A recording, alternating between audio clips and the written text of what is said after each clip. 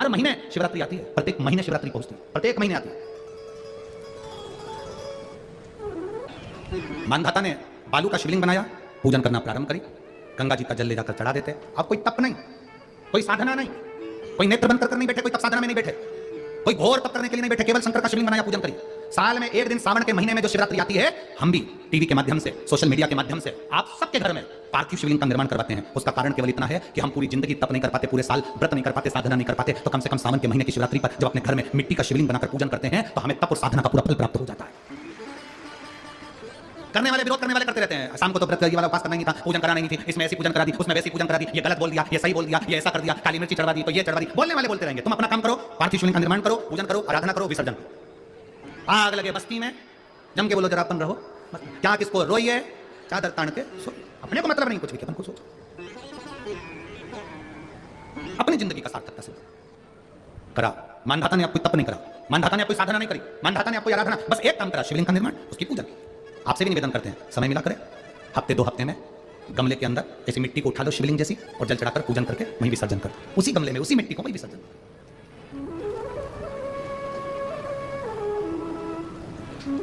प्रयास करो, उसका फल मिलता है। शंकर भगवान प्रकट हो गए, कहा क्या चाहिए तुमको, मांगो। अब मानधाता ने मांगा कुछ नहीं। मानधाता ने कहा कि पहले तो मैंने जब तप करा, साधना करी, आराधना करी, तब तो मुझे आपका दर्शन नहीं हुआ, और अब आप मेरे सामने आ गए तो मैं मांगू, ये श्रेष्ठता कहाँ है? अब मैं मांगू, ये श्रेष्ठता कहाँ है?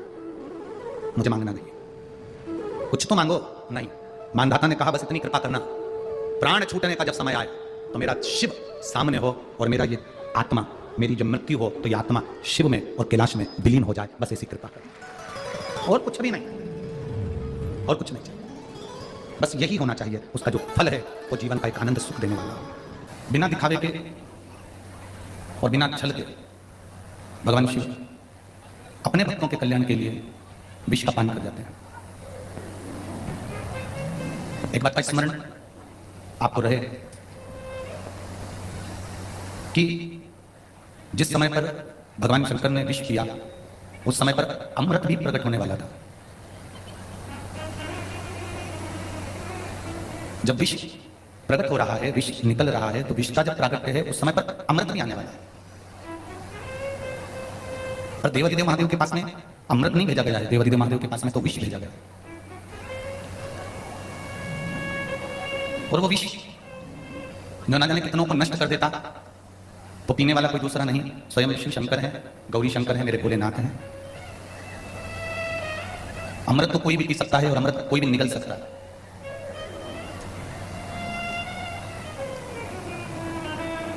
अमृत पीना बहुत सरल विषय है, पर विष धारण कर लेना, विष पी लेना, विष प्राप्त कर लेना या विष का पान कर लेना एक कठिन विषय है। ये विष नहीं है। मंथन में जो निकला है ये सारे देवता और राक्षसों के बीच में जो इन दोनों का घर्षण हो रहा था, बुद्धि का, चित्त का, मन का। राक्षस सोच रहे थे कि अमृत निकलते से ही हम पिएंगे और इनको समाप्त कर देंगे, देवता सोच रहे हैं कि हम में अमृत मिल जाएगा और हम इनको समाप्त कर देंगे। ये एक दूसरे के मन के मंथन से जो विष प्राप्त हुआ है, एक दूसरे के मंथन से मन का जो विष है, समुद्र का जो हलाहल विष है, जो मन के द्वारा निकला हुआ है, ये विष निकला हुआ शिव जी को दिया गया। और बहुत ध्यान से सुनना भाई, सागर वालों, बड़ी सावधानी से सुनना कि जो मन के मंथन का विष निकला वो भगवान शंकर को दिया है। उसी तरह शिव महापुराण की कथा कहती है कि आपके जीवन में भी जब मन में मंथन होने लगे, जब मन शांति की ओर ना जाए, मन में अगर कुछ लगे कि अब मेरे इस चित्त में, इस मन में धीर नहीं है, शांति नहीं है, मेरा मन भटक रहा है, मैं किस मार्ग की ओर जाऊं, मैं किस ओर जाऊं, जब तुम्हारा मन भटकने लगे तब इस मन के मंथन को लेकर शंकर जी के द्वार तक पहुंच जाना और उनके पास छोड़ दो।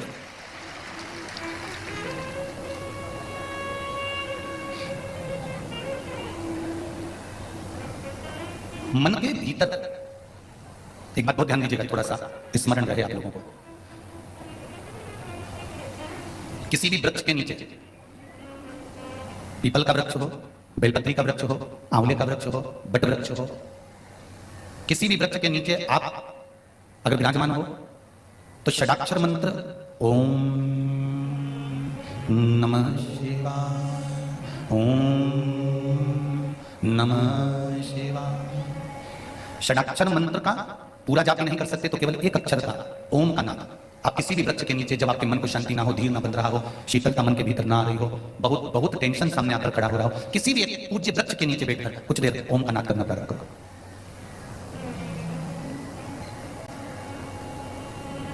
जैसे शिव मंदिर में जल चढ़ाने के बाद में नंदी के पास खड़े होकर शंकर जी को देखा जाता है, दर्शन किए जाते हैं, उस समय पर दृष्टि आपकी नहीं रहती।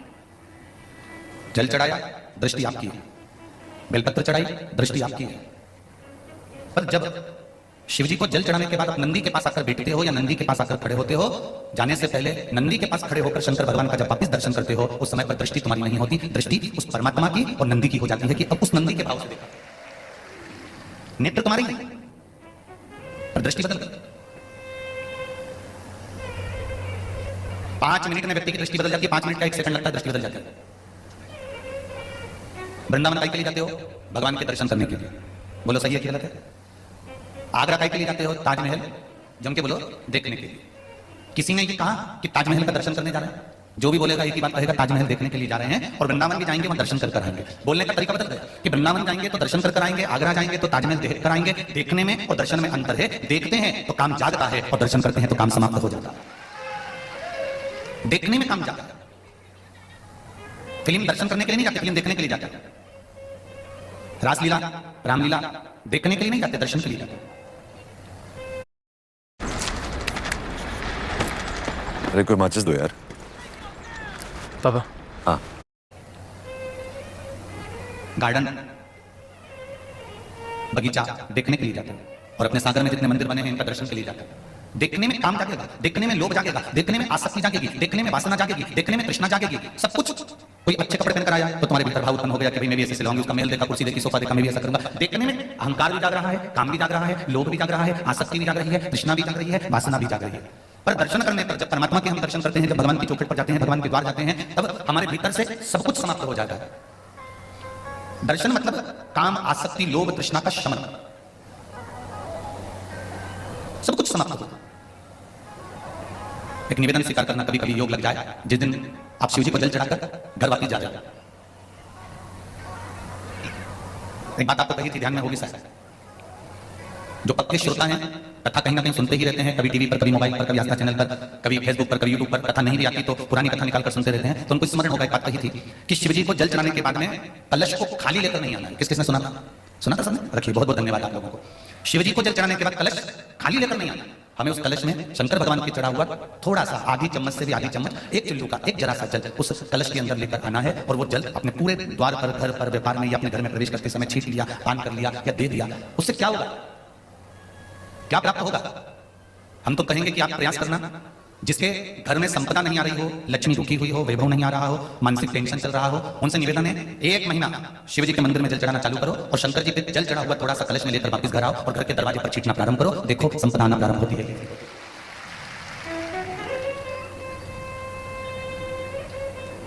हमारे बुजुर्ग जब नवरात्रि में देवी जी का विसर्जन करने जाते थे ना, तो जिस नदी में माता जी को विसर्जन करते थे या गणेश जी को विसर्जन करते थे, तो एक लोटा ले जाते थे जल का कलश का, उसमें से नारियल जल सब ठंडा करने के बाद उसमें थोड़ा सा जल भर के लाते थे। बोलो सही है कि गलत है? जो भी जाता था वो थोड़ा सा जल, पवित्र जल।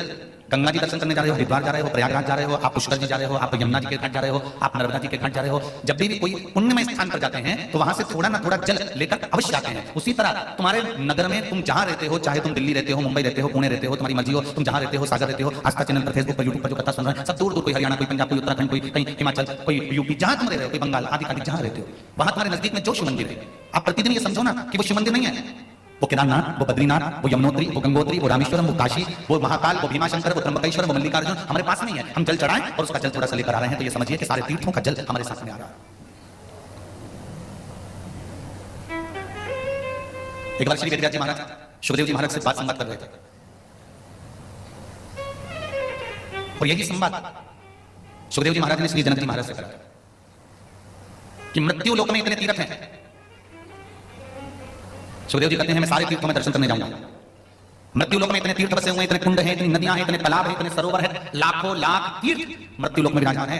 भारत की भूमि पर जितने तीर्थ हैं दुनिया में कहीं इतने तीर्थ नहीं जो भारत माता की गोद में पद पद में तीर्थ है। सुखदेव जी महाराज ने कहा जनक जी महाराज से कि आप मुझे गुरु मंत्र दे दो, मैं आपका शिष्य बन जाऊं और सारे तीर्थ घूमता फिरूं। तो जनक जी महाराज ने कहा अगर मैं तुझे गुरु मंत्र दे दूंगा वो मना नहीं है, पर गुरु मंत्र की एक दक्षिणा होती है, वो दोगे क्या तुम मुझको?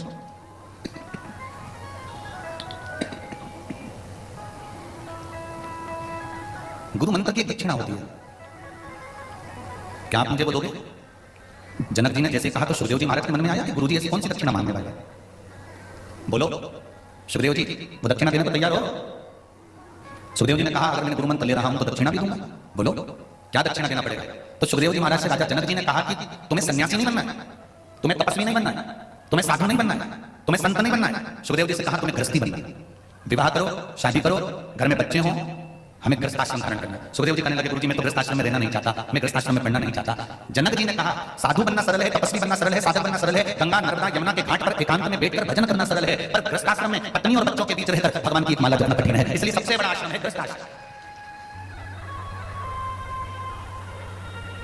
ये जितने लोग कहते हैं ना हम तो भैया दीवानी करेंगे, हम तो साधु बन जाए, हम तो संत बन जाए, हम तो सन्यासी बन जाए, हम तो तपस्वी बन जाए, तो गंगा के घाट पर अकेले तो भजन कर कोई भी कर सकता है। अकेले राम तो कहीं पे भी डोलते फिरो, कौन मना करे? पर विवाह करने के बाद पत्नी, बच्चे, कुटुंब और कबीले के साथ में रहकर भजन करना कठिन है। सुखदेव जी से कहा तुम्हें शादी करना पड़ेगा, और सुखदेव जी महाराज ने गुरु जी की आज्ञा मानी और पितरों की कन्या पीवरी के साथ में, जिन सुखदेव जी ने राजा परीक्षित को श्रीमद् भागवत कथा सुनाई थी, उन सुखदेव जी ने पितरों की कन्या पीवरी के साथ में विवाह किया। देवी भागवत में लिखा है, अगर किसी को विश्वास नहीं हो तो देवी भागवत पढ़ लेते। पितरों की कन्या पीवरी के साथ में सुखदेव जी का विवाह हुआ, लड़के हुए, एक लड़की हुई जो अनु नाम के राजा के साथ में भी आई। सुखदेव जी महाराज फिर बाबा जनक जी के पास पहुंचे और राजा जनक जी के पास जाकर सुखदेव जी ने कहा गुरुदेव आपने मुझे विवाह के जंजाल में फंसा दिया, अब मैं सारे तीर्थों में कैसे जाऊंगा, सारी नदियों में, तालाब में, कुंड में, बावड़ी में स्नान कैसे करूंगा, लाखों तीर्थ हैं मृत्यु लोक में, इन सारे तीर्थों का दर्शन मैं कब करूंगा? तब जनक जी महाराज ने कहा सुखदेव जी तुम्हें सारे तीर्थ में जाने की जरूरत नहीं है, जहां पर संत बैठकर भगवान का सत्संग कर रहे हो, जहां प्रवचन और सत्संग चल रहा हो, जहां शिव महापुराण की कथा और भागवत रामायण चल रही हो, वहां जाकर बैठ जाना, सारे तीर्थों का दर्शन एक साथ। सागर वालों बहुत ध्यान से सुनना, और जितने लोग आस्था और मोबाइल पर कथा सुन रहे हैं वो भी सावधानी से सुनना कि सारे तीर्थ जिस समय पर शिव महापुराण की कथा प्रारंभ होती है उस दिन से लेकर जिस दिन विराम होती है उस दिन तक सारे तीर्थ, सारी नदियां, सारे तालाब, सारे कुंड, सारी बावड़ियां, सब की सब जहां कथा होती है उस पंडाल में आकर विराजमान हो जाते हैं। उसके भीतर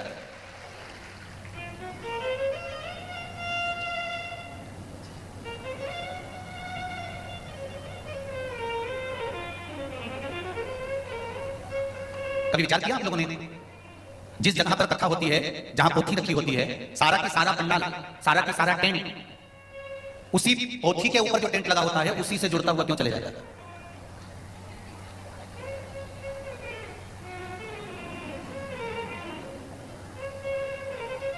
क्यों कहा जाता है कि बेलपत्री के वृक्ष के नीचे अगर दिया लगाने का बोला है तो बेलपत्री का वृक्ष बड़ा होना चाहिए? छोटा सा बेलपत्री का वृक्ष, उसके नीचे तुम दिया लगा रहे हो तो उसकी छांव तुम्हारे ऊपर नहीं आएगी क्या? नहीं। तो बेलपत्री का वृक्ष बड़ा होना चाहिए, जिसके नीचे आप बैठकर दिया लगाओ तो उसकी छत्र छाया रहना चाहिए। क्यों कहते हैं कि पंडाल में बैठकर जहां मौका मिल जाए, जहां जगह मिल जाए, पंडाल के भीतर बैठकर शिव महापुराण की कथा सुनना चाहिए? उसका कारण क्या है कि जो पंडाल बनता है वो शंकर भगवान की इस पोथी के ऊपर से चालू होता उससे जुड़ता 1 2 3 4 पीछे 5 साइड में 6 ऐसे बढ़ते जाए।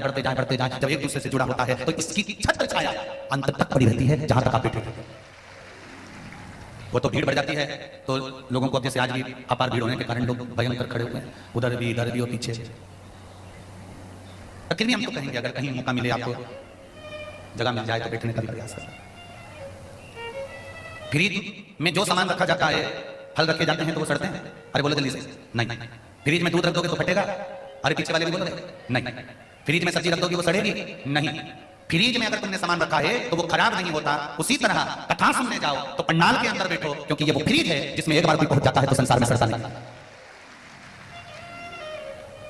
संसार में सड़ने से बचना है। काम, लोभ, आसक्ति, वासना, तृष्णा, मोह, ये सब मनुष्य को सड़ाने वाले, इससे परे होना है हमको। इसलिए सत्संग में जाकर बैठने का प्रयास करा करो, प्रयास करो। ना राम नाम लीनो तूने भरी जवानी में, तू डूब के मर जा रे चुल्लू भर, तू डूब के मर जा रे चुल्लू भर। जिसने मनुष्य की देह धारण करने के बाद अगर भगवान का भजन नहीं करा, स्मरण नहीं करा, संकीर्तन नहीं करा तो उसका जीवन बेकार है। बहुत ध्यान देना, पहले भी कथा में कहा, आज फिर कह रहा है, पत्नी, बच्चे, घर और खाने को भोजन, पेट भरने का सामान तो तुम जितने जन्म लोगे प्रत्येक जन्म में मिलेंगे। सुन लेना रे भाई, 84 लाख योनियों में जितने तुम्हारे जन्म होंगे, प्रत्येक जन्म में तुम्हारी पत्नी भी होगी, तुम्हारा पति भी होगा, प्रत्येक जन्म में तुम्हारे बच्चे भी होंगे, प्रत्येक जन्म में तुम्हें भोजन भी मिलेगा, प्रत्येक जन्म में तुम्हें रहने के लिए पृथ्वी मिलेगी, घर भी मिलेगा। 84 लाख योनियों में पत्नी, बच्चे, घर, सामान सब मिलता है। सब कुछ मिलेगा, पर 84 लाख योनियों में शिव महापुराण की कथा नहीं मिलेगी। ये शिव महापुराण की कथा तो केवल मनुष्य के लिए है, मानव की योनि के लिए। इसलिए कहा नौकरी करो, सर्विस करो, धंधा करो, बिजनेस करो, जो तुम्हें करना है सब करो, पर साथ में परिवार को चलाते चलाते शिव महापुराण की कथा, भगवान का भजन कीर्तन करते चलो। तुम्हारे पास समय नहीं रहता तो इतनी कमाई में से थोड़ा थोड़ा पैसा बचाकर दुकान में भी एक टीवी लगवा लो। उस टीवी में कुछ मत करो, केवल 2 बजे से 5 बजे तक, जब तक शिव महापुराण की कथा है उस समय तक उसको चालू कर बैठ जाओ। भले तुम ग्राहकी करो, भले तुम सारा काम करो, पर एक बात याद रखना, एक शब्द भी अगर कान में चले गया तो हो सकता है कि जिंदगी सवर जाए। थोड़ा सा धर्मपत्नी भी अपने पति से कह सकती है, थोड़ा सा समय निकालकर कथा सुन लिया करो। दिन में समय नहीं मिले तो रात्रि में सुन लिया करो। अब पति कहेगा मैं इतना थक जाता हूं, कहां कथा सुन पाता हूं, कहां से। और सत्य बात है माताओं, पुरुष के ऊपर गृहस्थी का बोझ बहुत ज्यादा होता है। आपको लगता होगा कि बस दुकान पर जाकर बैठ गए या नौकरी करने पहुंच गए, बस सवेरे से जाते हैं, जूते मूते पहने, बढ़िया टाई फाई लगाई और खूब जोरदार सब खा पी के नाश्ता वास्ता कर और पहुंच गए अपनी नौकरी पर। शाम को आए और आराम से बस बैठ गए और खाया पिया सो गए। पर ये नहीं है। एक व्यक्ति चाहे नौकरी कर रहा हो, चाहे बिजनेस कर रहा हो, एक पुरुष हो चाहे स्त्री हो, उसके ऊपर गृहस्थी का जब बोझ होता है ना भाई, तो वो ही जान सकता है कि उसके ऊपर कितना बोझ है।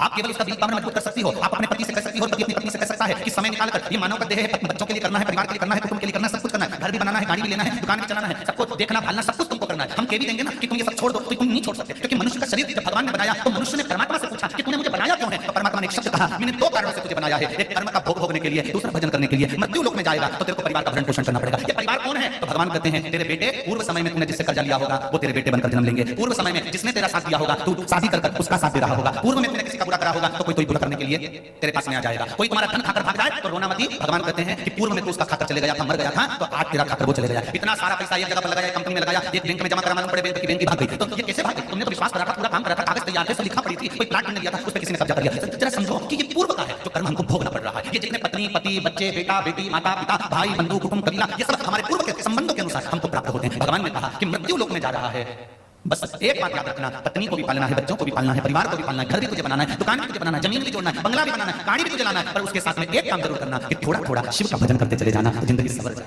थोड़ा मात्र एक चुटकी बराबर के नमक के बराबर जिंदगी में आप थोड़ा सा शिव महापुराण को ले आइए।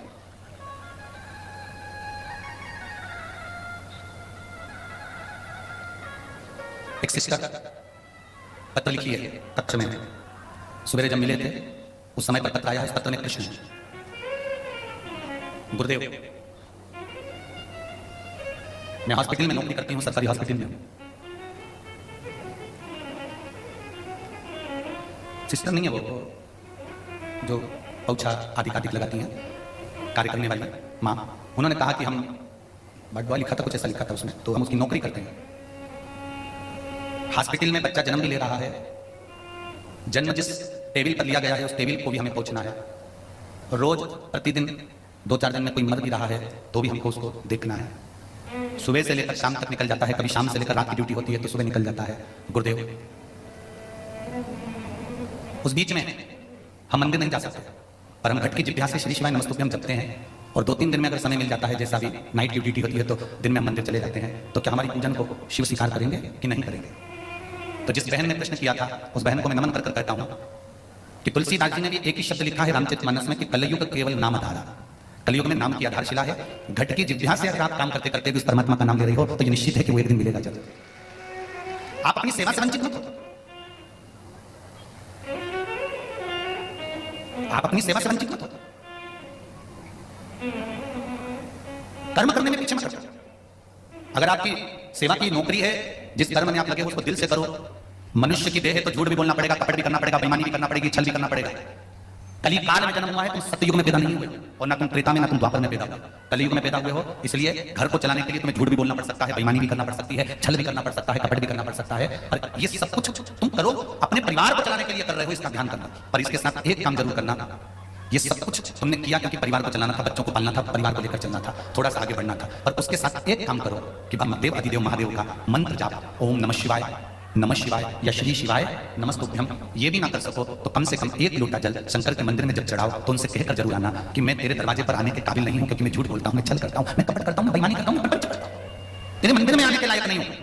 पर मैंने सुना है बेटा जब गंदगी में गिरता है, बेटा जब नाली में गिरता है, बेटा जब कीचड़ में गिरता है, गंदे बेटे को, नाली में पड़े हुए बेटे को पड़ोसी कभी गोदी में नहीं लेता। कोई लेता है? तुम्हारे रिश्तेदार कीचड़ में गिरे हुए बच्चे को कभी गोदी में नहीं लेंगे, ना उसे गले लगाएंगे। पर कीचड़ में गिरे हुए बच्चे को अगर गोदी में लेती है और लेता है तो उसका माँ और बाप लेता है, उसी तू गोदी में लेगा, ये निश्चित।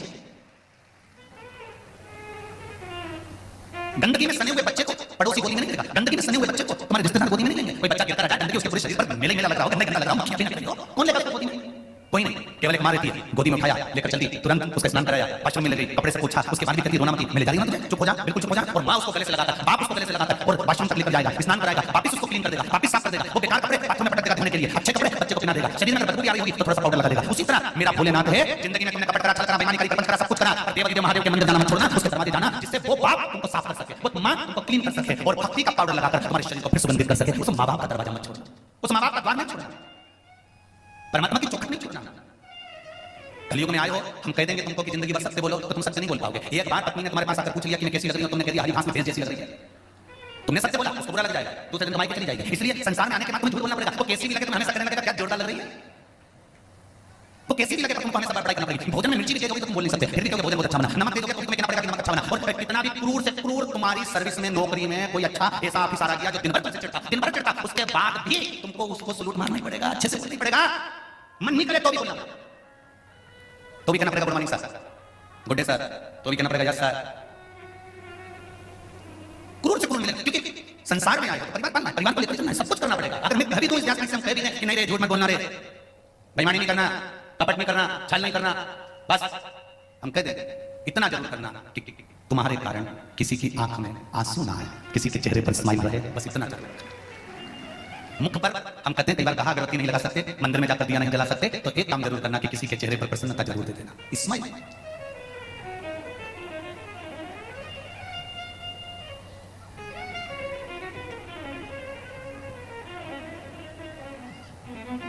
सत्य की ओर चलो, और जब सत्य की ओर चलोगे तो जीवन का सुख मिलेगा।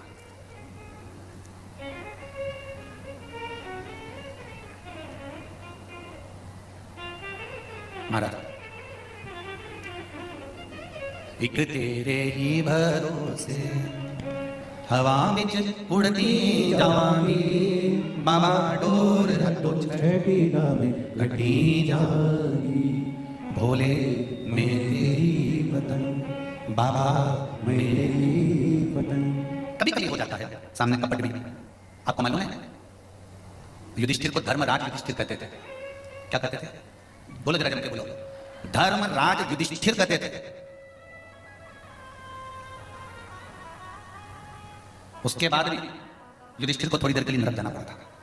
विचार करिएगा जरा, महाभारत को उठाकर पढ़िएगा। युधिष्ठिर को नरक, हाँ धर्मराज कहते हैं उसको, धर्म की ध्वज धारण करने वाला है, और वो नरक चले गया। हाँ कारण क्या था? केवल एक, पांडवों में केवल युधिष्ठिर ऐसे थे जो सात शरीर वैकुंठ गए थे। जब वैकुंठ में गए तो वैकुंठ में जाकर उन्होंने देखा कि पूरे वैकुंठ में उनके द्रौपदी नहीं मिली, अर्जुन नहीं मिला, नकुल नहीं मिला, सहदेव नहीं मिला, भीम नहीं मिला। तो उन्होंने पूछ लिया वैकुंठ में, ये मेरे भाई बंधु कहां हैं? मेरे भाई बंधु कहां हैं? वैकुंठवासियों ने कहा हमको भी ज्ञात नहीं है, परमात्मा को मालूम है, मैं उनको ढूंढने जाऊंगा। और युधिष्ठिर उनको ढूंढने के लिए गए। जब युधिष्ठिर ढूंढने के लिए गए तो दूसरे रास्ते पर चले गए। दूसरे रास्ते से गए तो वहां पर इतना गंदगी थी, इतनी गंदगी थी, इतनी गंदगी थी, जहां देखो रात तपी बांध सब पड़ा हुआ था। बहुत तेज लोग चिल्ला रहे थे, तपन हो रही थी। युधिष्ठिर उसमें प्रवेश कर गया, उस रास्ते पर, उस रोड पर, उस मार्ग पर। और युधिष्ठिर जब उस जगह पर प्रवेश करा, युधिष्ठिर जब उस जगह पर पहुंचे, तब वहां पर जितने लोग खड़े थे कारागार में, वो सब आवाज लगाने लगे, भैया मत जाओ, वापिस मत जाओ, आप वापिस मत जाओ। युधिष्ठिर ने पूछा ये कौन लोग हैं? तो कहा ये नरक भोगने वाले हैं। अच्छा आप वापिस मत जाओ। युधिष्ठिर ने वैकुंठ से आए हुए पार्षदों से कहा तुम चले जाओ, मैं इनके लिए रुक जाता हूं। युधिष्ठिर थोड़ी देर मार रुके, उनके शरीर की तरंग से जितने लोग नरक में पड़े थे वो सब स्वर्ग की ओर चले।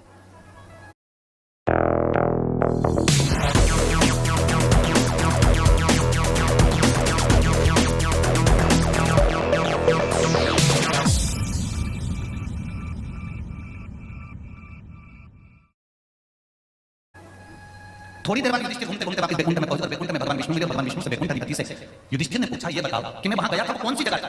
युधिष्ठिर के प्रश्न से तो वैकुंठ अधिपति ने कहा कि तुम्हें नरक लेकर जाया गया था, तुम नरक में गए थे।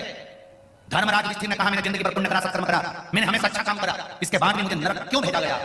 तो भगवान विष्णु ने कहा कि तुमने नीचे पृथ्वी पर युद्ध के दौरान एक छल कर दिया था, एक कपट कर दिया था। क्या कपट करा था? अश्वत्थामा के मरने की खबर गुरु द्रोणाचार्य को झूठी दे दी थी और गुरु द्रोणाचार्य सिर मलमल कर रोते रहे थे। कपट करा, कपट के बल पर तुमने मारा है। इसलिए तुमको कपट से ही वहां ले जाया गया था। मेरे भाई बंधु कहाँ हैं? तब वैकुंठ में भाई बंधु दिखे तो पूछा तुम कहाँ गए थे? तो अर्जुन कहता है नकुल सहदेव भीम द्रौपदी कहती है कि मृत्यु लोक में जो हमने गलत कर्म करा था, जरा से धन और वैभव के चक्कर में हमने अपनों का खून बहाया था, इसलिए हमको नरक मिला था, पर आपके तरंगों से हम वापस लौट कर आ गए। महाराज, संसार में आए हो तो अपनी भगवान विष्णु के एक शब्द को याद रखिए। नारायण से युधिष्ठिर ने कहा कि मुझे नरक भोगना पड़ा है जरा से कर्म के लिए। हाँ,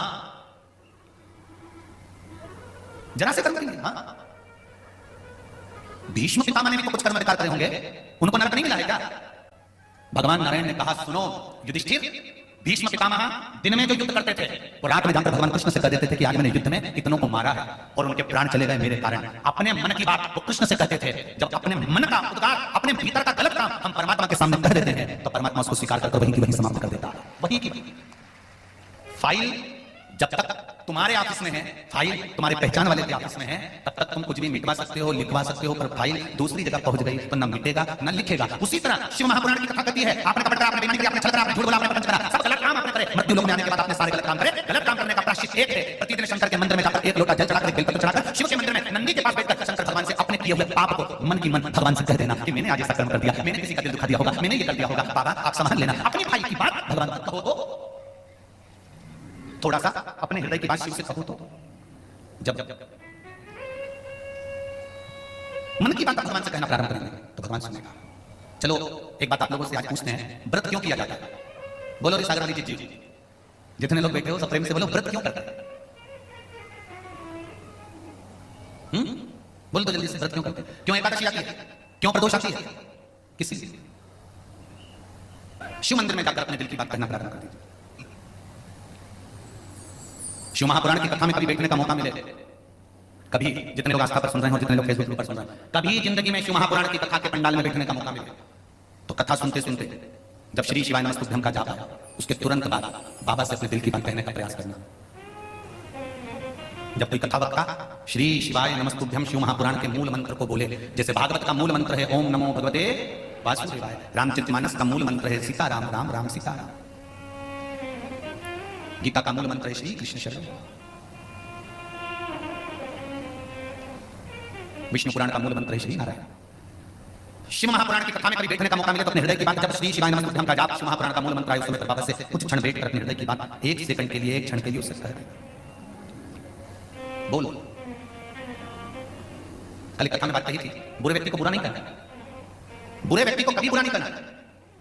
रावण के पास में विभीषण रहता था, विभीषण को लात मार दी थी रावण ने, और विभीषण को लात मारा, विभीषण उठा, भैया को प्रणाम करा, भैया बहुत बहुत धन्यवाद, आपने मेरी परवरिश करी, मेरा ध्यान रखा, अब मैं आपको नमन कर यहां से जा रहा हूं।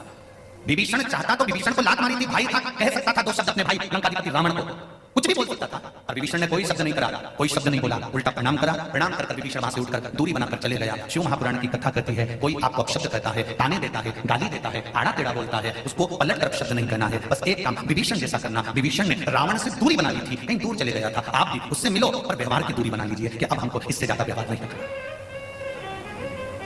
शब्द कितनी थी? हैदराबाद की कथा सुनी आपने? उसमें बात कही थी गोली और गोली, सुनी थी? गोली का घाव, बंदूक से निकली हुई गोली का घाव भरा सकता है, पर मुख से निकली हुई गोली का घाव जिंदगी भर नहीं भराता है, पूरी जिंदगी नहीं भराएगा।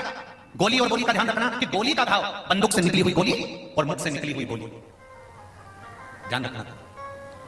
हैदराबाद की कथा में कहा था आपको कि बंदूक से निकली हुई गोली का घाव भर सकता है, पर मुख से निकली हुई गोली का घाव जो निकला है गोली उसका घाव नहीं भरा सकता। वो बहू पहली बार शादी कर आई और सास ने ऐसे शब्द बोल दिया, वो जिंदगी भर भले सास मर जाएगी पर याद तो गोली रहेगी। ननंद ने जो बोला भाभी को याद रहता है, भाभी ने जो बोला वो ननंद को याद रहता है, भले वो अपने मायके चली गई, ससुराल चली गई, सब कुछ हो गया, बच्चे बड़े हो गए, ब्याह हो गया, बुढ़े हो गए, पर वाणी गोली का घाव भरा सकता है, बंदूक की निकली हुई गोली का घाव एक बार भर सकता है, पर गोली जो मुख से निकली है उसका घाव कभी नहीं भराता। इसलिए वाणी ऐसी बोली है जो मन का आपा खोए, पर आज के जमाने में वाणी ऐसी बोली है जो जम के झगड़ा होए, पर उससे मत बोलिए जो तुमसे तगड़ा होए। पर बोली पर ध्यान रखिए, गोली का घाव भर सकता है पर बोली का घाव कभी नहीं भरा सकता।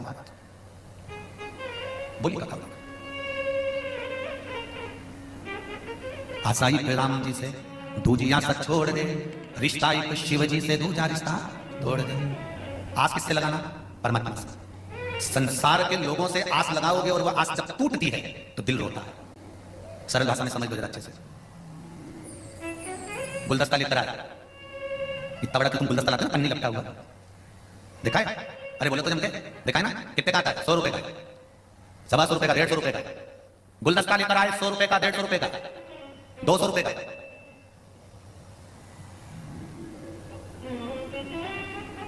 पानी का मटका लेकर आए 60 रुपए का, छोटा सा, इतना बड़ा 50-60 रुपए का पानी का मटका लेकर। अब तुम गुलदस्ता भी लाए हो, पानी का मटका भी लाए हो, घर में आए और घर में आने पर पानी का मटका रखा और वो मटका फूट गया, तुम्हें दुख होगा कि नहीं होगा? बोलो जल्दी। अरे बोलो जी, दुख होगा कि नहीं होगा? होगा ना? अब जरा विचार करिए, पानी का मटका लेकर आए, वो घर में लाकर फूट गया, तो तुमको दुख हुआ? तो तुम्हें दुख होना ही नहीं चाहिए। आवाज आ रही है सरसरा? देखिए पानी का मटका तुम लेकर आए और वो पानी का मटका जो तुम लेकर आए हो, वो पानी का मटका, अब ठीक है, वो पानी का मटका फूट गया तो तुम्हें दुख हुआ। अब वो गुलदस्ता जो तुम लेकर आए हो वो रात को मुरझा गया, बेकार हो गया, तुम्हें दुख हुआ? अरे बोलो तो जी नहीं, क्योंकि तुमको मालूम है कि ये गुलदस्ता एक ना एक दिन तुम मुरझाएगा ही, और तुम्हें विश्वास था उस मटके पर कि ये मटका ठंडा पानी देगा। 50 रुपए का लाया हूं, बजा के देखा है मैंने, खूब बढ़िया है, तुमने उससे आस लगा ली, उस मटके से तुमने आस लगा ली, और मटके से तुमने जब आस लगाई और वो आस तुम्हारी टूटी तो तुम्हें दुख हुआ, आंख में जल गया। गुलदस्ता सूखा, उसका गम नहीं हुआ क्योंकि तुम्हें मालूम था कि ये होगा। तो उसी तरह हमें अपना जो व्यवहार बनाना है वो इस तरह का बनाना है कि संसार के लोगों से अगर आस लगाओगे तो एक ना एक दिन वो आस टूटेगी जरूर, और टूटेगी तो तुम्हारी आंख में आंसू आएगा। तुम तो एक काम करो, गुलदस्ते जैसा संसार समझो कि एक ना एक दिन ये तो हमको परेशान करेंगे ही, ये तो दुख देगा ही, ये तकलीफ देगा ही, तो ये एक दिन सुख नहीं, तो इसलिए उसको विचार करके चलना कि हमको आस नहीं लगाना।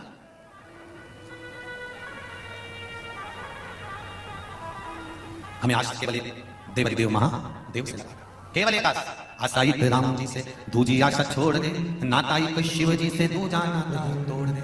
साधु संगे राम रंग अंग अंग रंगिए, जाई विधि राखे राम विधि रही। किया अभिमान तो फिर मान नहीं पाएगा, होगा वही प्यारे जो मेरे राम जी को पाएगा।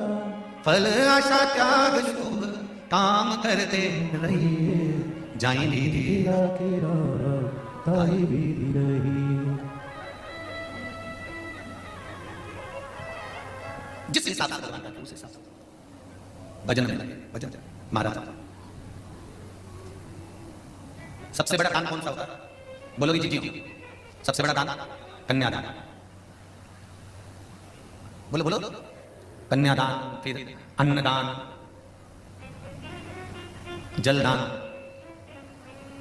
फिर रक्तदान। इन सारे दान से भी बड़ा एक दान और होता है जो आज कलयुग में बहुत जरूरी है, अपने रिश्तेदार और परिवार को समय का दान। थोड़ा समय देना प्रारंभ करिए। बाप बेटे को समय नहीं देगा, बाप अगर बेटे से भी बना कर रहेगा तो बेटा जब बड़ा हो जाएगा, तुम्हारी अवस्था डल जाएगी, तो बेटा क्या तुम्हें समय देगा? ईमानदारी से बोलो नहीं। एक पिता को क्या चाहिए? घर पर आए तो बच्चों से अच्छे से व्यवहार करें, अपने पुत्रों से अपनी पुत्रियों को दिखाकर बात करें, बेटा क्या बात है, क्या हो गया बाबू, क्या है, पढ़ाई कैसे चल रही है, आओ इधर बैठो मेरे पास। कभी अपने बच्चों के पास बैठकर खिलखिलाकर हंसने का प्रयास करना, कभी अपने बच्चों के पास बैठकर दिल से उनसे बात करने का प्रयास करना, कभी अपने पुत्रों के पास में पुत्रियों के पास बैठकर उनसे दिल की बात निकालने का प्रयास करना, कभी उनके मन की बात निकालने का प्रयास करो, और अपने मन की बात अपने बच्चों को बताने का प्रयास करो। क्यों? अगर आज आप अपने पुत्र और पुत्रियों को समय नहीं दोगे तो जब तुम्हारा बुढ़ापा आएगा तुम्हारी औलाद तुमको समय देने वाली नहीं है, क्योंकि ये हाथ दो ये हाथ लो, ये संसार की रीति है। आप थोड़ा सा समय अपने परिवार को, अपने कुटुंब को, अपने कबीले को, अपने रिश्तों को, अपने नातों को थोड़ा देना चालू करिए, तो वो भी आपको समय देना चालू करेंगे। सब दान करो पर थोड़ा समय का भी दान करिए। माना आपके पास में समय नहीं है, आप दिन भर दुकान पर बैठते हो, नौकरी में रहते हो, सर्विस पर रहते हो, दिन भर ड्यूटी रहती है, सब कुछ रहता है, एक समय सुबह उठ जाओ, बच्चों को उठाकर उनके साथ थोड़ी बैठकर बात करो, थोड़ा शाम टाइम पर बैठकर उनसे बात करो, थोड़ा सा समय दीजिए। आज के समय में कलिकाल में ना पत्नी पति से कोई बात कर पाती है, ना पति पत्नी से बात कर पाता है। क्यों? दिन भर तो व्हाट्सएप चलता रहता है, रात को थोड़ी देर सोने का समय हुआ तो व्हाट्सएप, उठे तो व्हाट्सएप चालू करा तो व्हाट्सएप, समय निकल गया, पति चले गया दुकान, बिजनेस पर। थोड़ा सा समय देना प्रारंभ कर लीजिए तो जिंदगी की बहुत सारी समस्याएं घर में ही समाप्त हो जाएगी, बाहर तक नहीं जाएगी। उस समस्या का समाधान समय, थोड़ा सा समय निकालना प्रारंभ करो। और जैसे परिवार के लिए समय निकालो, थोड़ा सा डेंटिंग पेंटिंग के लिए समय निकालो, ऐसा ही थोड़ा सा समय परमात्मा के मंदिर जाने का भी निकालना प्रारंभ कर लीजिए कि मुझे वहां जाना है। सारी समस्या का हल मात्र एक लोटे जल में वो बल। ये पता है, देखिए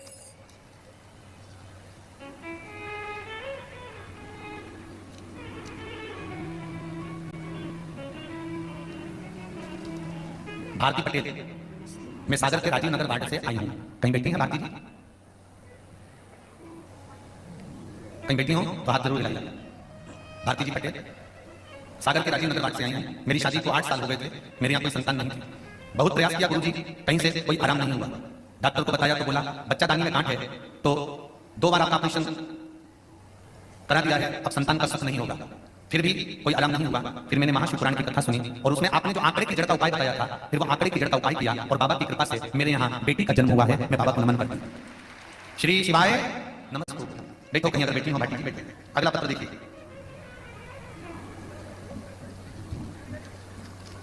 सारे पत्र बहुत सुंदर सुंदर हैं महाराज।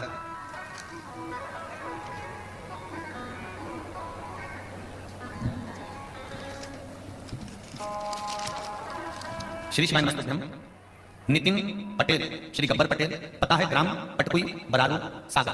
कहीं बैठे हैं? बात बताइए आप ही। श्री शिवाय नमस्तुभ्यम। हर महादेव। नितिन पटेल ग्राम बरारू से आया हूँ। गुरुजी, मेरे पापा जी को 2021 में अप्रैल के महीने में कोरोना महामारी की बीमारी हो गई थी। उसी बीमारी में उनको ब्लैक फंगस हो गया था, जिसके कारण उनके 4 ऑपरेशन हुए। पर वो ऑपरेशन होने पर भी जब श्रेष्ठता नहीं बैठी, फिर मैंने शिव महापुराण की कथा सुनी और आपके द्वारा बताए हुए उपाय भी किए। प्रदोष काल में अबीर लगाकर धतूरा चढ़ाना प्रारंभ किया और रात्रि में 9:15 पर, जैसा आपने बताया है कथा में आपको वर्णन करा था कि रात्रि 9:15 का एक समय ऐसा होता है जिस समय में शंकर भगवान की अगर पूजन करी जाती है तो भारी से भारी बीमारी, अगर कैंसर जैसी भी रोग है, तो वो धीरे धीरे समाप्त होने लगता है और व्यक्ति ठीक होने लगता है। तो एक कथा में सियोर की कुबेरेश्वर धाम की जो कथा हुई थी, उसमें पूर्व में वर्णन करा था। वो 9:15 पर शंकर जी को जल चढ़ाना प्रारंभ करा और मेरे पापा की कुबेरेश्वर धाम गए और बाबा से विनती करी। ऐसी कृपा हो गई कि मेरे पापा पूर्ण तरह से स्वस्थ हो गए हैं। अब दवाइयां सब बंद हो गई हैं। बैठो बाबा। श्री शिवाय नमस्ते। शिव कृपा। एक पत्र और देखिए।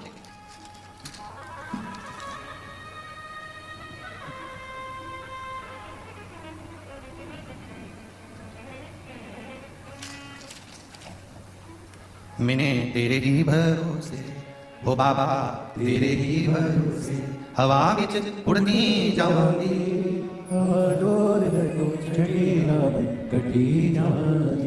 बाबा मैं तेरी पतंग, ओ भोले मैं तेरी पतंग, हवा विच उड़ती जावांगी, बाबा डोर हथो छठी कटी जावांगी। श्री शिवाय नमस्ते।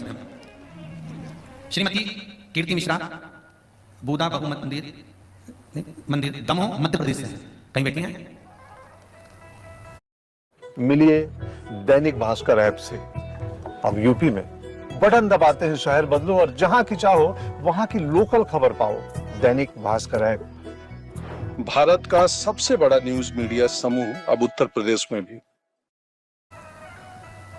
कहीं बैठी हो तो हाथ जरूर हिलाओ। महाराज कीर्ति जी मिश्रा, बुधा बहु मंदिर दमोह मध्य प्रदेश से। मोबाइल नंबर भी उन्होंने लिखा है इस पत्र का और बड़ी सुंदर बात उन्होंने वर्णन करी है। मेरे पुत्र आदर्श जो 10th में था, पढ़ने में चित्त नहीं, फिर भी उसको पढ़ा रही थी। प्रयास करा गया जैसा आपने कहा था, कर्म करो और कर्म के साथ में फल परमात्मा पर छोड़कर चलो। बेलपत्र और शहद वाला प्रयोग करा, बाबा की कृपा से 2nd डिवीजन पास हुआ है। मैं बाबा को धन्यवाद करती हूँ। नीचे एक और वर्णन करा, मेरी पुत्री दीक्षा मिश्रा MA 3rd सेम में एब्सेंट का फेल का रिजल्ट आते ही बोली मेरी ऑनलाइन कॉपी नहीं पहुंची। मैं उस समय कथा का स्मरण कर रही थी। तब शिव पुराण आते ही बाबा की कृपा से 4th सेम में उसकी सहेली ने कहा कि 4th सेम में फीस भरने की लिस्ट में तेरा नाम है। मैंने तुरंत यूनिवर्सिटी में फोन किया और कहा कि मेरा रिजल्ट फेल का आपने बनाया है, क्या मेरी कॉपी ऑनलाइन नहीं पहुंची थी? तब यूनिवर्सिटी से 3 दिन मांगे गए, उन्होंने 3 दिन मांगे और 11 के दिन उनका फोन आ गया कि आप पास हो चुकी हैं और रिजल्ट गड़बड़ था। अगला पशुपति व्रत का वर्णन करा गया उनके पत्र में। ऐसे कई भाव आप लोगों ने वर्णन करे हैं महाराज, जो शिव भक्ति के दिल से अगर आप शंकर की आराधना कर रहे हो, शिव जी के मंदिर जाते हो तो शंकर जी के मंदिर में आपको कुछ मिलता है? अरे बोलो तो जम के, वहां कोई तुम्हें प्रसाद देता है क्या? वहां तुमको कोई सामान देता है क्या? कुछ नहीं। वहां तो हमारा फर्ज है, 1 लोटा जल लेकर जाना है, शंकर जी को समर्पित करना है, झोली पसार उसको प्रणाम करना है, उससे दिल की बात कहकर वापिस लौट कर आना है। वो खाली कलश वापिस नहीं भेजता, वो भर कर ही भेजता है। ये उसकी कृपा, ये उसकी कृपा। शिव पुराण कहते हैं समय का दान भी दीजिए थोड़ा थोड़ा अपने परिवार को। जब अवस्था आए आपकी, बुढ़ापा जब आपका आए, तो आपके बच्चे भी आपको समय दे, थोड़ा थोड़ा समय देना प्रारंभ करें। शिव पुराण कहती है एक बार भगवान देव महादेव विराजमान थे और भगवान शिव से माता पार्वती ने आकर कहा कि भोलेनाथ जी आपके साथ में चौसर खेलना चाहते हैं। शिव जी ने कहा बिल्कुल खेलिए। तो पार्वती जी ने जैसे ही कहा कि चौसर खेलना है, तो शंकर भगवान तुरंत बोले पार्वती चौसर खेलने के लिए कुछ तो लगाने को चाहिए, तुम क्या लगाओगी? पार्वती जी बोली मेरे पास तो मेरे पिताजी ने मायके में से बहुत सामान दिया है, हिमालय राज की बेटी हूं, कोई साधारण थोड़ी ना, मेरे पास बहुत है चौसर में लगाने के लिए। पहले ये बताओ कि तुम क्या लगाओगे चौसर? चौसर में तुम क्या लगाओ? शंकर भगवान कहने लगे मेरे पास में डमरू है, त्रिशूल है, बागंबर है, मेरे पास तो बहुत है। पार्वती जी बोली इसमें से एक भी चीज काम की है जो तुम चौसर में लगाने वाले हो? इसमें से काम की चीज क्या है? महाराज, डमरू किस काम का, बागंबर किस काम का, त्रिशूल किस काम का? हम क्या करेंगे इन सामानों का? आप तो ये बताओ कि आप क्या लगा सकते हो? शंकर भगवान ने कहा बस बागंबर मेरा जो लगता हुआ है एक ही जोड़ कपड़े है, तो बोले तुम ये चौसर में लगा सकता हूं। ठीक, बाबा ने खेलना प्रारंभ करा पार्वती जी के साथ। पार्वती जी ने बहुत सामग्री लगाई, बाबा ने भी त्रिशूल लगाया, डमरू लगाया, सामान लगाया। लगाते लगाते बाबा के पास कुछ नहीं बचा, हारते गए। तब बाबा ने अपना बागंबर पार्वती जी को लगा दिया। पार्वती जी ने कहा सुन लो स्वामी, बागंबर लगा रहे हो चौसर में, ये मत सोचना कि मैं तुम्हें छोड़ दूंगी। अगर मैं जीत गई तो बागंबर तुमसे लेकर मानूंगी। शिव जी ने कहा हाँ ले लेना, चल ठीक है। चौसर प्रारंभ हुआ महाराज। जब चौसर प्रारंभ हुआ, पार्वती जी जीतती चली गई। तन पर बागंबर, तन पर जो एक छोटा सा वस्त्र पड़ा हुआ था, बागंबर तो नहीं कर सकते, छोटा सा वस्त्र, मृग चर्म जो पड़ा हुआ था, बाबा ने वो भी लगा दिया। हार गए बाबा, नग्न अवस्था में हो गए। पार्वती जी से कहा पार्वती अब मैं नग्न हो गया हूं, कम से कम वस्त्र तो दे दो। पार्वती जी बोली मैंने पहले कहा था कि जो लगाओगे मैं देने वाली नहीं। शंकर भगवान नग्न अवस्था धारण कर नग्न अवस्था में नीलकंठ पर जाकर बैठ गए। नीलकंठ पर जाते समय बाबा 3 जगह पर बैठते बैठते गए। 3 स्थान पर बाबा ने जब तप करा, तप करते करते ऋषियों की पत्नियां थोड़ी सी संविदा लेने चली। चूल्हा जलाने के लिए, अग्नि जलाने के लिए जब संविदा लेने के लिए ऋषियों की पत्नियां चली, ऋषियों की पत्नियों ने भगवान देवादिदेव महादेव को देखा, भगवान शंकर को देखा। देखकर बड़ी प्रसन्न हुई बाबा को देखकर। अब प्रसन्न होकर ये सब ऋषियों की पत्नियां जब घर पर लौट कर आ गई, घर पर पहुंच गई, और घर पर आने के बाद में सारी ऋषियों की पत्नियां एक जगह पर बैठकर शंकर भगवान का गुणगान गाने लगी, शिव जी का भजन करने लगी, शिव स्मरण करने लगी। शिव महापुराण की कथा कहती है आप मंदिर नहीं पहुंचे हो तो घर पर रहकर भी अगर आपने शिव महापुराण की चर्चा, शिव महापुराण का स्मरण करा है तो ये समझ लेना कि शिव पुराण की कथा सुनने का फल आपके खाते में मिल गया। एक प्रश्न है, किसी बहन ने लिखा है, बड़ा अच्छा।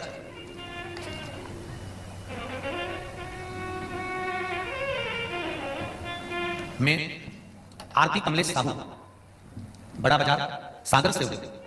आरती कमलेश साहू, बड़ा बाजार सागर से। कहीं बैठी हैं आप? हैं साथ में पति भी आए आपके कथा सुनने के लिए? कहाँ है साहू जी? दिख रहा है क्या कैमरे में?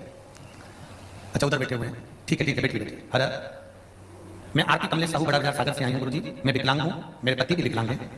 मैंने जब सुना था कि गुरुजी आपकी कथा सागर में हो रही है, वो गांव जहां कथा होना है पटकुई मेरे घर से 10 किलोमीटर की दूरी पर है। मुझे आपकी कथा 7 दिन सुनना थी। मैं विकलांग हूं, कथा स्थल पर घर से दूर था, असंभव सा काम था कि कथा में नहीं जा पाऊंगी। और जब कथा में पहला दिन था तब मैंने हिम्मत करके कथा सुनने के लिए बस से पहुंची, और वहां कथा होने के बाद उस दिन बहुत दूर पैदल चलकर गई। बड़ी मुश्किल से एक ऑटो मिला और मैं घर पहुंची। और उसी दिन मैं पंडाल में से एक कंकर पत्थर ऐसी मनोकामना करके लाई कि मैं शिव जी आप मेरे साथ चलो और आप मुझे 7 दिन की कथा सुनाने का लेकर आना। ऐसा चमत्कार हुआ गुरुजी। मेरे पति जो पहले कह रहे थे कि घर से ही कथा सुन लो, तुमसे बनता नहीं है, तुम भी विकलांग, मैं भी विकलांग, रोज नहीं बनेगा जाना, पर शिव जी की कृपा से वो कंकर शंकर ने साथ दिया और हमने आज 7 दिन की कथा पंडाल में बैठकर श्रवण करी। ये शिव की कृपा। एक प्रश्न दीदी आपने कराया, बैठिए आप लोग बैठ जाओ। एक प्रश्न कराया आपने, बड़ा सुंदर प्रश्न है। चूंकि मैं विकलांग हूं, एक हाथ में मेरे छड़ी लेकर चलती हूँ, तो जब मैं मंदिर जाती हूँ तो मुझसे लोटे में जल लेकर चलते नहीं बनता, इसलिए मैं शाम को दिया लेकर मंदिर जाती हूँ। जल में घर पर नर्मदेश्वर शिवलिंग को चढ़ा सकती हूँ। बहन आरती जी, एक तो देवादिदेव महादेव की कृपा, दया और उसकी उदारता है जो आप देवादिदेव महादेव की इस पावन कथा में 10 किलोमीटर दूर शरीर से विकलांग होने के बाद भी बाबा की कृपा से पहुंच रहे हो, ये उसकी उदारता है। कई ऐसे होंगे सागर में जिनके घर में 4 व्हीलर गाड़ी भी होगी, ड्राइवर भी होगा, ठाट भी होगा, बाइक भी होगी, शरीर भी सही होगा, उसके बाद भी एक दिन शिव महापुराण में नहीं पहुंचे होंगे। ऐसे भी सागर में होंगे, ऐसे भी होंगे। पहले हैदराबाद की कथा में कहा था बगीचे में जाओगे बहुत फूल लगे होते हैं, पर क्या सारे फूल तुम्हें पसंद आते हैं? बोलो तो जम के नहीं। बगीचे में कोई कोई गुलाब का फूल बड़ा सा अच्छा सा सुंदर सा दिखता है तो तोड़ने का मन करता है। बगीचे में कोई कोई फूल अच्छा नजर आता है, उसको लेने का मन करता है। उसी तरह सागर के बगीचे में, पटकुई तक के बगीचे में और आसपास के पूरे मध्य प्रदेश के बगीचे में अगर आप शिव महापुराण की कथा में बैठे हो या आस्था चैनल पर या मोबाइल पर सुन रहे हो तो समझ लेना उसी बगीचे के सबसे सुंदर फूल आप। श्रेष्ठ फूलों की गिनती में आता था, गला पकड़, श्रेष्ठ फूलों की गिनती में आता था।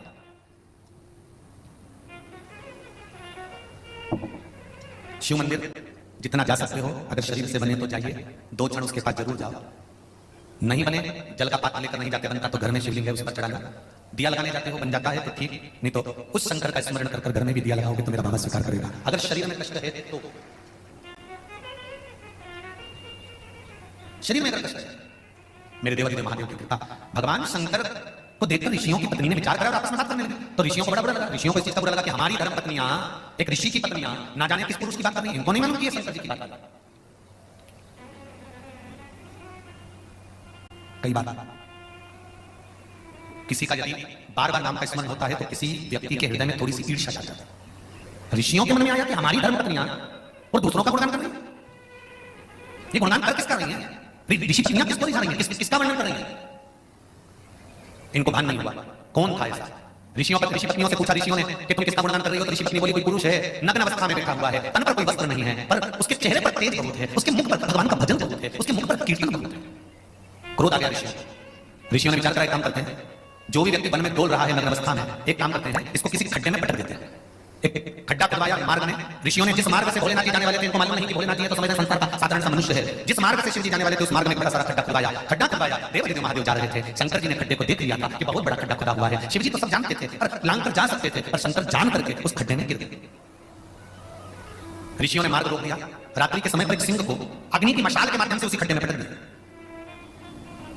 एक ही खड्डे में देवदेव महादेव भी है, एक ही खड्डे में सिंह शेर बाघ भी। बाबा देवदेव महादेव और बाघ में दोनों में चर्चा हुई, बात हुई। भगवान शंकर ने बाघ को मारना प्रारंभ करा तो बाघ ने हाथ जोड़कर कहा प्रभु बस एक निवेदन स्वीकार कर लो कि भले मेरे प्राण ले लो, पर मेरे शरीर की जो बागंबर है, मेरे शरीर की जो खाल है, वो आप अपने आसन में समर्पित कर लो, अपने तन पर धारण कर लो। शिव जी ने बाघ की खाल को, बागंबर को अपने तन पर धारण करा। उस बागंबर को पहनकर शंकर भगवान नीलकंठ पर पहुंचे। भगवान शिव जब नीलकंठ पर पहुंचे, आज भोलेनाथ गंगा जी में नहाने के लिए गए, उनकी तप साधना के बल पर शरीर से पसीना बहने लगा, पसीने की 5 धार बन गई। जब पसीने की 5 धार बनी तो भगवान शंकर की 5 लड़कियों ने जन्म ले लिया। जया, साथ में बोलेंगे सभी लोग, जया, विषहरा, सामरीबारी, दौतली और देव। क्या नाम था? देव। ये 5 शंकर भगवान की बेटियां जो गंगा के जल से प्रकट हुई थी, शिव के पसीने से प्रकट हुई थी। पहले नंबर पर जया, दूसरे नंबर पर विषहरा, तीसरे नंबर पर शामरीबारी, फिर चौथे नंबर पर दौतली, 5वें नंबर पर देव।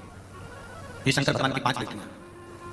ये 5 पुत्रियां शिव जी के ऊपर जो जलाधारी होती है, उस जलाधारी में से जो बूंद बूंद पानी नीचे गिरता है, उस जलाधारी में इन 5 बेटियों का स्थान होता है।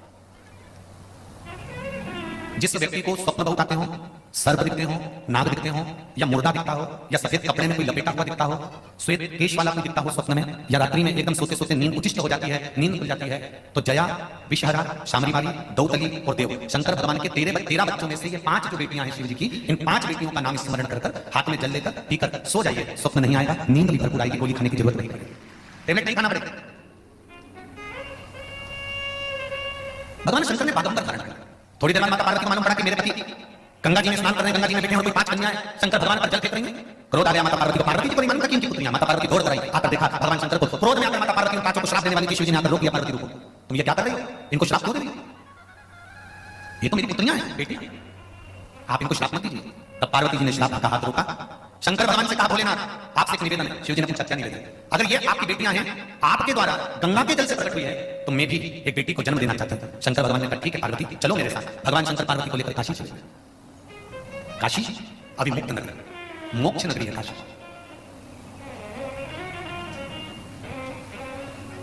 अभी मुक्त नगरी काशी।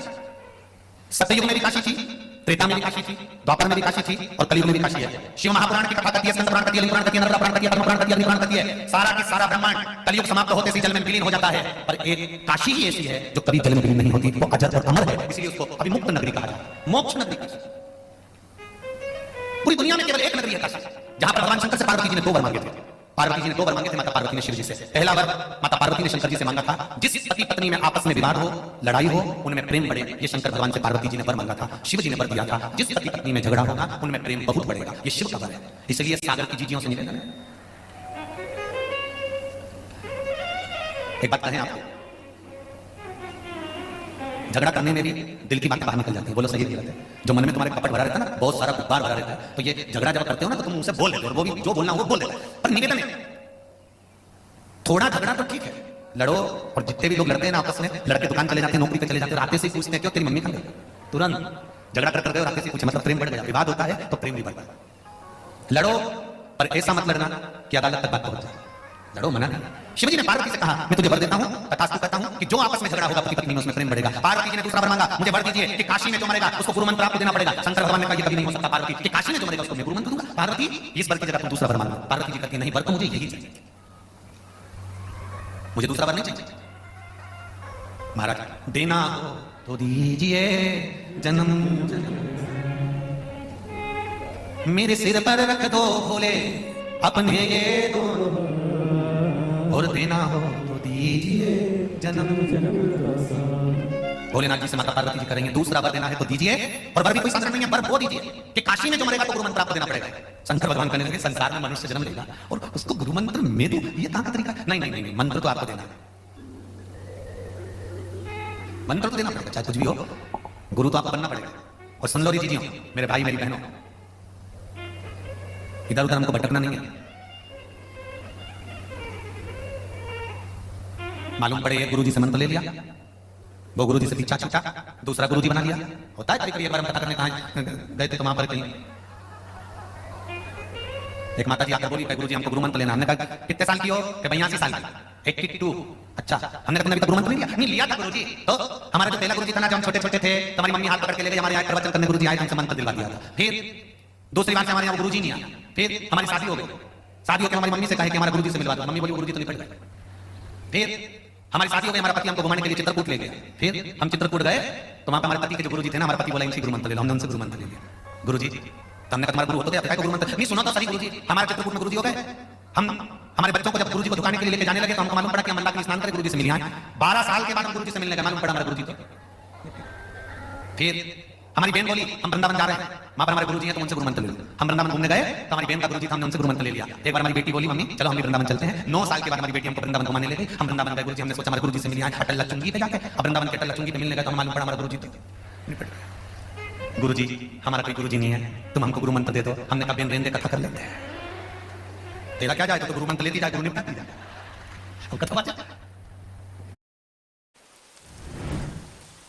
यहाँ बारिश हो जाए तो आप जाओ वहाँ भी बारिश होने दो पैसों की। Zubi.com से ऐप डाउनलोड करो, खेलो लूडो और जीतो लाखों तक कैश। मतलब रेन में भी gain. Use your brain. That's insane. ऊपर देख प्लेन।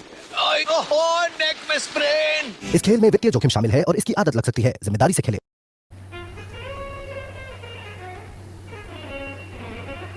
इधर उधर भटकना, एक गुरु करा दूसरा छोड़ दिया, दूसरा करा तीसरा छोड़ दिया। पानी पियो छान और गुरु करो जान। आज का जमाना बड़ा विचित्र है कि गुरु फिरे बाजार में हमसे दीक्षा लियो, नरक पड़ो चाहे स्वर्ग जाओ पर माल हम ही को दो। आजकल के गुरु बड़े विचित्र हैं, गुरु मंत्र देंगे बिठाएंगे, ढेर मंत्र प्रदान कर देंगे, पर ये विचार नहीं करते। भाई एक बात बहुत ध्यान लगा कर सुनना, मेरा गुरुओं से भी निवेदन है, गुरु मंत्र देते समय गुरु भी विचार करे। एक बात का ध्यान रखना, जब लोन लिया जाता है तो किसी ना किसी की गारंटी रखी जाती है। बोलो सही है? अरे बोलो तो जी, तुम्हारे साथ जो जाएगा ना उसकी फाइल जमा होगी, तुम इनको पहचानते हो? Yes sir. तुम्हारे पास प्रॉपर्टी है? जी सर। तुम्हारी गारंटी रखी जाएगी, अगर इसने लोन नहीं भरा तो तुमसे लिया जाएगा, ये कागज में लिखा जाता है। उसी तरह गुरु जो होता है वो अपने शिष्य की गारंटी लेता है कि ये भजन करेगा और आपको तारना है। अगर शिष्य मंत्र लेने के बाद भजन नहीं करता तो गुरु जी को भोगना पड़ता है। इसलिए गुरु मंत्र देते समय गुरु जी भी ध्यान रखें कि सबको मंत्र देने में एक बट्टे में सबको बिठा लिया और मंत्र दे दिया, और मंत्र लेने के बाद लोग गए फिर वही मदिरापान करना, मांसाहार करना, भक्षण करना, और गुरु जी ने पूछा क्यों रे तू तो गुरुमुख हो गया, गुरु मंत्र लिया तुमने और अभी भी मदिरापान कर रहा है? अरे गुरु जी तो मुख से मैंने गुरु मंत्र लिया था, कानों से लिया था, पर पीने के बाद नहीं उतरता है, यहाँ तो रही, इसलिए मंत्र खराब। गुरु जी ने कहा नहीं नहीं मुझे भोगना पड़ेगा, भोगना। गुरु मंत्र लेना जरूरी है, पर एक निवेदन है, भटकना नहीं है इस मंत्र के लिए। अगर दिल से एक लव्य जैसा दिल से अगर मान लिया कि ये गुरु है तो वो दिल से गुरु हो गया, फिर भटकेगा नहीं। मन लिया ना लिया, मंत्र जाप तो कराना, ओम नमो भगवते वासुदेवाय श्री शिवाय नमस्तुभ्यम, मंत्र का स्मरण तो हुआ, नाम जाप तो हुआ, प्राण तो कहा, स्मरण चित्त होना चाहिए। भगवान शंकर ने कहा पार्वती से पार्वती तुम क्या मांगना चाहती? पार्वती कहती मुझे वर दे दो कि काशी में जो मरेगा उसको गुरु मंत्र देना पड़ेगा। शंकर भगवान कहने लगे ऐसा नहीं हो सकता। पार्वती जी ने जिद पकड़ ली, भोजन करना छोड़ दिया, पानी पीना छोड़ दिया। शंकर भगवान ने पार्वती जी के वचन का टेक रखा। शिव जी ने कहा ठीक है पार्वती, जो काशी में मरेगा उसको गुरु मंत्र मैं दूंगा। पार्वती जी फिर भी भोजन नहीं कर रहे। शिव जी ने कहा मैंने वचन दे दिया, तुम मान। पार्वती जी कहती तुमने वचन तो दे दिया, पर मुझे कैसे मालूम पड़ेगा कि काशी में मरने वाले को गुरु मंत्र आपने दिया? ये मुझे कैसे मालूम पड़ेगा? शंकर भगवान ने पूछा तू क्या चाहती है? पार्वती जी ने कहा प्रभु बस एक वरदान दे दीजिए कि काशी में जो मरेगा उसके सीधे कान में तुम्हें गुरु मंत्र देकर कान को मोड़ देना है। जब तुम कान मोड़ दोगे तो मुझे दिख जाएगा कि आपने गुरु मंत्र दे दिया है। इसलिए आज भी काशी में मरने वाले का सीधा कान अपने आप टेढ़ा हो जाता है। आज भी काशी में मरने वाले का सीधा कान टेढ़ा। अभी मुक्त नगरी है काशी। कभी मौका मिले तो मणिकर्णिका के घाट पर जाकर दर्शन करिएगा। जो मुर्दे हैं उनको देखिएगा। किसी का कान सीधा है तो उसका भी पूछना कि भैया हमने कथा में सुना है कि काशी में मरने वाले का सीधा कान टेढ़ा हो जाता है, क्योंकि भगवान काशी में मरने वाले को गुरु मंत्र प्रदान कर देते हैं मरते समय, तो फिर इसका कान सीधा कैसे है? हमारे मन में भी संशय का एक दो मुर्दों को देखकर के उनका कान सीधा था, और शिव पुराण में पढ़ा, शास्त्रों में पढ़ा, काशी मरणों मुक्ति एक पुस्तिका है उसमें पढ़ा कि सीधा कान टेढ़ा हो जाता है, तो फिर ये सीधा की सीधा क्यों है? पता करा तो मालूम पड़ा कि ये काशी का मुर्दा नहीं है, ये काशी के बाहर से आया है अंतिम संस्कार करने। जो काशी में प्राण त्यागता है, 5 कोस की काशी के अंतर्गत जिसका प्राण छूटता है, भगवान उसको गुरु मंत्र देकर सीधा कान टेढ़ा कर देते हैं। आज भी काशी का नियम है महाराज। काशी अभी मुक्त नगरी है काशी, मोक्ष नगरी है काशी, साधारण सी भूमि नहीं है काशी।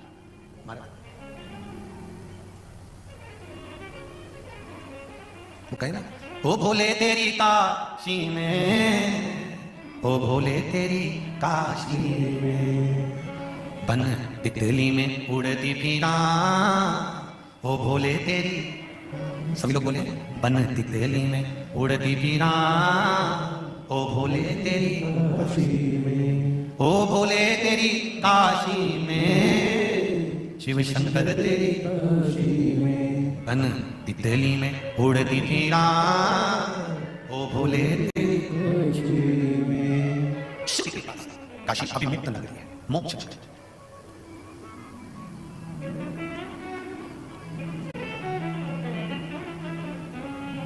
महाराज काशी में एक भवन का ध्यान नहीं आ रहा, उस भवन का नाम स्मरण नहीं आ रहा। काशी में भवन ऐसा भी है जिस भवन में 3 महीने तक रखा जाता है, खूब भरपेट भोजन करो, रहो, सत्संग करो, कीर्तन करो। 3 महीने में अगर आपके प्राण छूट गए उस भवन में तो मुक्ति का फल मिला। और वहां बहुत लोग जाते हैं। वो भवन का नाम अगर बाबा ने चाहा तो कल कथा में वर्णन करें। ऐसे भवन भी काशी में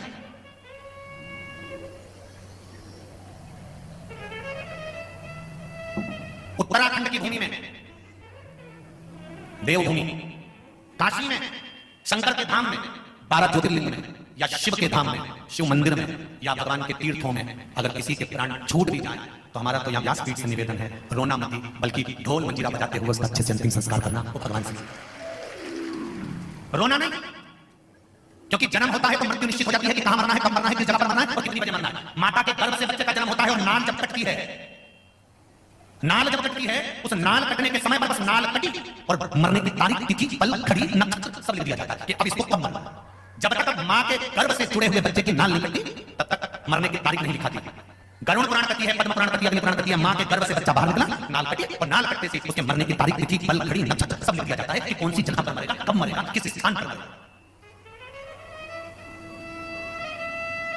जिसका मृत्यु लोक में 84 लाख योनियां काटने के बाद अंतिम क्षण होता है, प्राण छूटते हैं और इसका वापिस अगर जन्म नहीं होना होता है तो भगवान इसके प्राण किसी तीर्थ में ही निकालता है जिससे इसके बाद इसका फिर जन्म नहीं होगा। ये समाज बोलिएगा, एक बात आपसे पूछना चाहेंगे, आज बात निकली है तो सागर वालों दिल से कहना एक बात, कोरोना महामारी में ढेर सारे मरे, ठीक है। इससे पहले केदारनाथ जी की त्रासदी हुई थी, उसमें ढेर सारे मरे थे। ईमानदारी से बोलना, दोनों में अच्छे से तर्पण और पिंड की जरूरत किसको पड़ेगी? जो केदारनाथ जी में मरा उसको पिंड और तर्पण की जरूरत है क्या?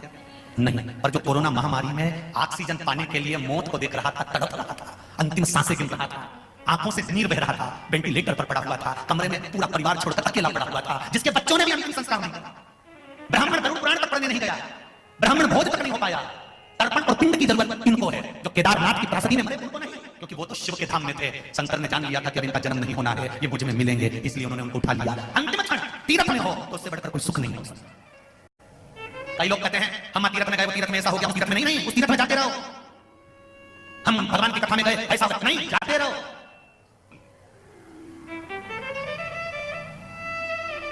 तेरे मंदिर में आना मेरा काम है, बिगड़ी बनाना तेरा काम। हाँ जाओ, पर जानबूझकर कोई गलती मत करो, कोई ऐसा काम ना करिए जिससे किसी को कष्ट उत्पन्न हो। आपसे भी निवेदन है, जितने लोग कथा में भारी मात्रा में आप लोग कथा सुनने आए हो, 4-4, 5-5 पंडाल फुल भरे हुए हैं, उसके बाद भी चारों तरफ ढेर लोग खड़े होकर कथा सुन रहे हैं। आपसे भी निवेदन है, जब यहां से जाओ अपने पांव से, अपने शरीर से, अपनी गाड़ी से, अपने घोड़े से किसी को तकलीफ ना हो। गाड़ी भी चलाओ तो धीरे धीरे चलाओ, कोई धीरे धीरे स्मरण करे, किसी को कष्ट ना हो। भगवान देवादिदेव महादेव की पावन धरा है काशी, अभी मुक्त नगरी है काशी। शंकर भगवान ने पार्वती को लेकर काशी में नंदनवन में बिठा दिया। नंदनवन में जब माता पार्वती जी बैठ गई काशी की उस भूमि पर, तब नंदनवन में बैठी हुई काशी में पार्वती जी ने शिव जी से पूछा कहां जा रहे हो? शिव जी बोले मुझे थोड़ा सा काम है। पार्वती अगर तुम्हें कुछ चाहिए तो सामने ये अशोक का वृक्ष है, इससे जो मांगोगे वो मिल जाएगा। पार्वती जी ने अपने एकांत शोक को मिटाने के लिए सम्मुख में खड़े हुए अशोक के वृक्ष को कहा, अशोक के वृक्ष मुझे कन्या प्रकट कर दो। अशोक के वृक्ष ने कन्या प्रकट करी, वो पार्वती की पुत्री अशोक सुंदरी हो गई। शंकर भगवान के 13 बच्चों में सबसे छोटी बेटी थी अशोक सुंदरी, जो प्रकट हुई। अशोक सुंदरी को शंकर भगवान ने देखा पार्वती जी के पास में, बड़े प्रसन्न हुए। भगवान शंकर ने कहा सुनो पार्वती, जिस बेटा और बेटियों का मंगल विवाह नहीं होगा, शादी नहीं होगी, अगर अशोक सुंदरी का स्मरण कर एक बेलपत्र में लाल चंदन लगाकर एक मूंग के दाने के साथ अगर सुख सुंदरी के स्थान पर समर्पित कर देंगे तो उनके मंगल विवाह 3 महीने के अंदर हो जाएंगे। ऐसे मंगल विवाह का प्रस्ताव शिव का है। अशोक सुंदरी के साथ रणसिंह जी की बेटी, बेटा मां को होता है और बेटी बाप को प्रिय होती है। किसी पिता की सबसे बड़ी दौलत होती है तो उसकी बेटी होती है। मेरा बेटियों से निवेदन है, किसी बाप की सबसे बड़ी दौलत होती है तो उसकी बेटी होती है। इसलिए मेरी बेटियों से निवेदन है, तुम्हारा पिता तुमको अच्छे स्कूल में पढ़ाता है, तुम्हारा पिता अच्छे कॉलेज में भेजता है, सबसे बात झगड़ कर लड़कर घर के लोग मना कर रहे हैं मत भेजो माहौल खराब है, उसके बाद भी केवल एक बाप होता है जो अपनी बेटी को अच्छा कॉलेज अच्छा स्कूल दिलाता है, दूसरे शहर में पढ़ने पहुंचाता है। तुम्हारे पिता ने कपड़े पहनने से मना करा नहीं, तुम्हारे पिता ने तुम्हें पढ़ाने से मना करा नहीं, तुम्हारे पिता ने हर पल तुम्हारे लिए अग्रणी रखी, खूब अच्छा करा, अपनी बेटी को आगे बढ़ाया है। तो बेटी का भी फर्ज बनता है कि अपने बाप को नरक मत भेज देना, कन्यादान का मौका अपने पिता को जरूर देना। ये बेटी का फर्ज। जिस बाप के घर में बेटी का जन्म होता है और वो बेटी अगर पिता को बिना बताए, पिता के हाथ बिना कन्यादान के अगर बेटी कोर्ट में जाकर या अन्य जगह जाकर विवाह कर लेती है तो वो बाप को 94 तरह के नरकों में भोगना पड़ता है। और बेटी उस बाप को जब अंतिम क्षण में बेटी भी जब ऊपर जाती है उसको देखने को मिलता है तो बाप तड़प तड़प कर कहता है, मैंने कौन सी तेरे को कमी रख दी थी जो तूने मेरे को बिना बताए कहां विवाह कर लिया बेटी, कन्यादान का मौका नहीं दिया। मेरा बेटियों से निवेदन है, बाप को कन्यादान का मौका जरूर दो जिससे तुम्हारा बाप नरक ना भोगे। ऐसी गलत जगह विवाह मत कर लेना, बॉडी और साड़ी दिखा के फैशन में नए ये लोंडे कौन, ये नए चोरा कौन, ना जाने कौन किस धर्म का तुमको दिखाकर शान और सत्ता बताकर अपनी ओर आकर्षित कर थोड़े दिन को अच्छा लगता है। एक बार की वो होटल याद कर लो, अटेची में बेटी का शौकड़ा मिलता है। ऐसे लड़कों से बचने का प्रयास करना, संकल्प लेना, सनातन धर्म में मैं पैदा हुई हूं, सनातन धर्म में मेरा जन्म हुआ है तो विवाह भी सनातन धर्म में ही करूंगी, दूसरे धर्म में नहीं। सनातन धर्म में जन्मी हूं तो सनातन धर्म में ही विवाह करूंगी, दूसरे धर्म में नहीं। अपने बाप की शान घटने नहीं दूंगी, अपने पिता को रोने नहीं दूंगी। ये बेटी का कर्म हो। अशोक सुंदरी का चरित्र शिव जी वर्णन करे। समय आया, भगवान गणेश जी के मंगल विवाह का प्रसंग आया है। भगवान गणेश जी और रिद्धि सिद्धि का मंगल विवाह हो रहा है। भगवान गणेश जी बता रहे हैं,